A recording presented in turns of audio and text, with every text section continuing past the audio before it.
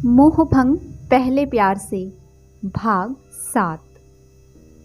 पिछले भाग में आपने जाना नेहा और दीपक की सगाई तय हो जाती है। इधर राज और पूजा एक दूसरे को पसंद करने लगते हैं। अब आगे।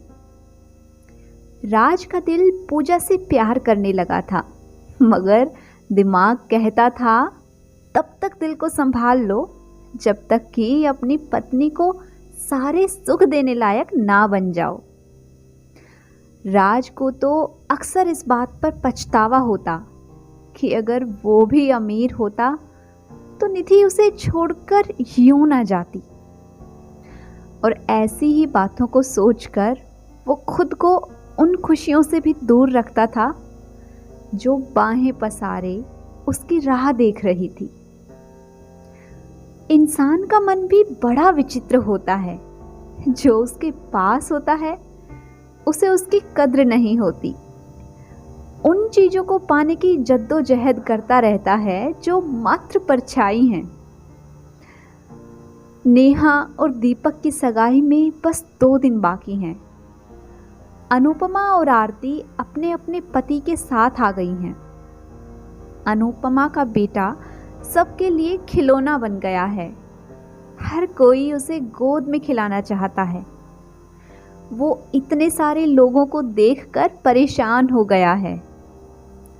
आरती आकाश के पास नहीं आ रही थी तो आकाश उसके पास रहने के लिए अनुपमा के बेटे को अपनी गोद में खिलाने लगा और उसे लेकर छत पर चला गया। बच्चा भी भीड़ से अलग होकर खुश हो गया था। आकाश ने छत पर से ही आवाज दी, आरती, बच्चे के लिए दूध लेकर आना, इसे भूख लगी है। थोड़ी देर में आरती बोतल में दूध लेकर आई। फिर दोनों साथ में बैठ गए।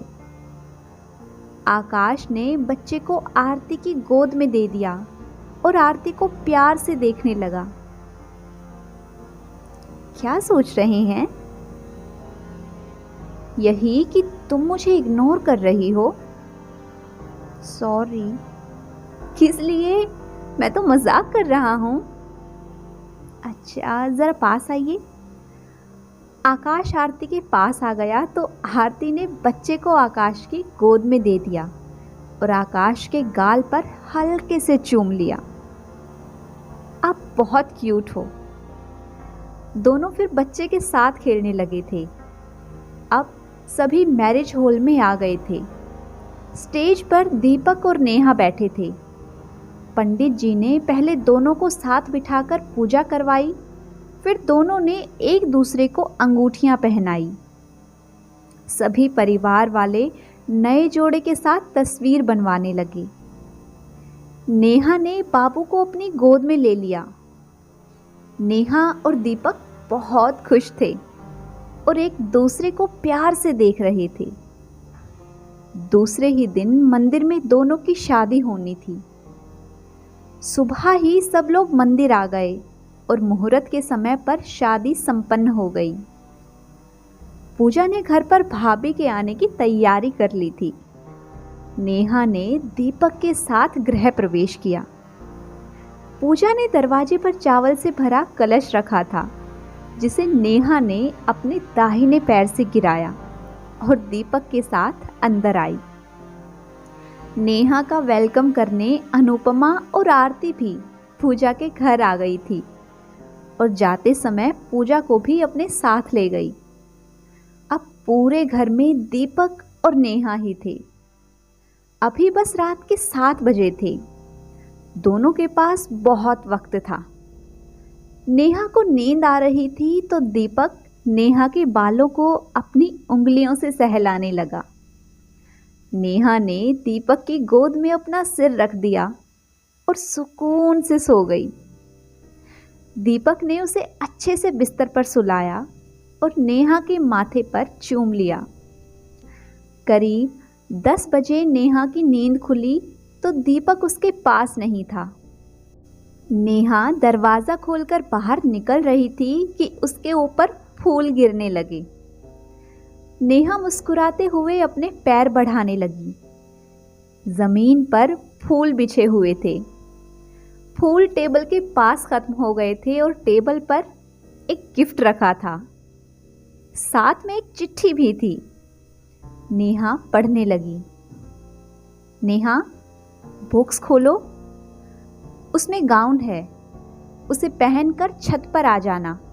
मैं इंतजार कर रहा हूं तुम्हारा दीपक।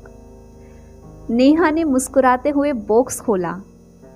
नेवी ब्लू कलर का गाउन था और मैचिंग झुमके। गुड चॉइस पतिदेव। आधे घंटे के बाद नेहा छत पर आई। दीपक ने आगे बढ़कर उसका हाथ थाम लिया और वहां ले गया जहां 2 चेयर और टेबल लगी थी। दीपक ने नेहा के लिए चेयर आगे की और नेहा के सामने बैठ गया।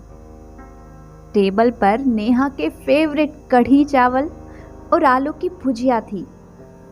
नेहा सरप्राइज हो गई।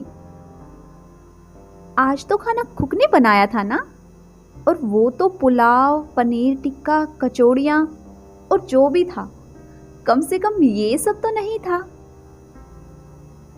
तुम्हें ये सब पसंद है ना?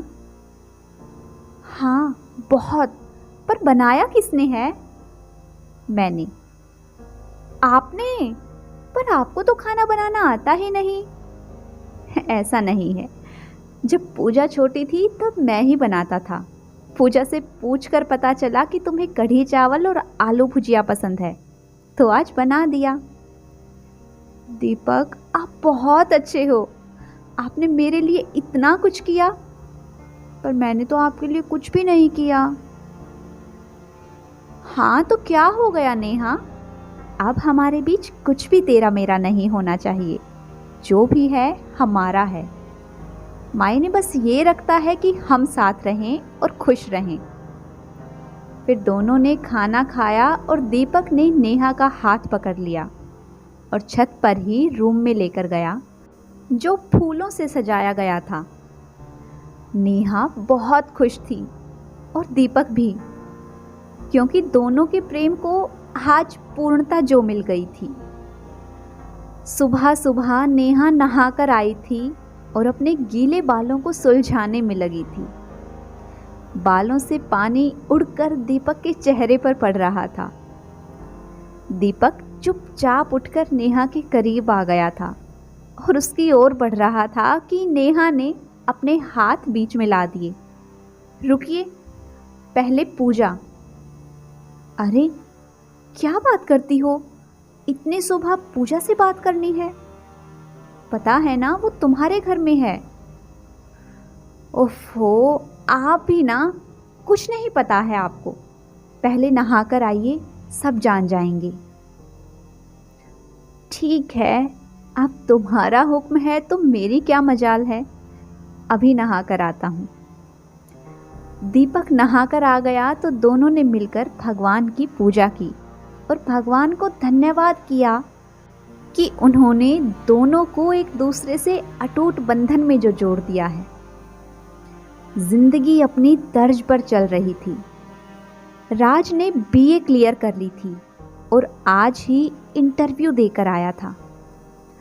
राज को पहले ही प्रयास में बैंक मैनेजर की जॉब लग गई थी और वो बहुत खुश था।